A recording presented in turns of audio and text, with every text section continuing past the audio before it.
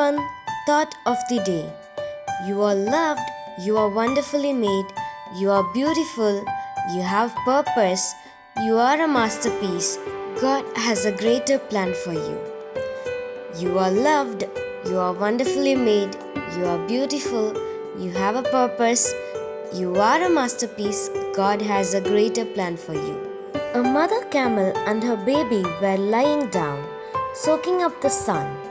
The baby camel asked his mom, "Why do we have these big bumps on our back?" The mom stopped to think and then said, "We live in the desert where there is not much water available. Our humps store water to help us survive on a long journey." The baby camel then stopped to think and said, "Well, why do we have long legs with rounded feet?" His mother replied, "They are meant to help us walk through the sand." The baby asked a third question, "Why are my eyelashes so long?"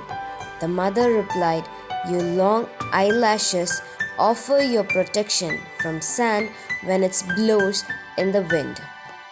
So, you are loved, you are wonderfully made, you are beautiful, you have a purpose, you are a masterpiece.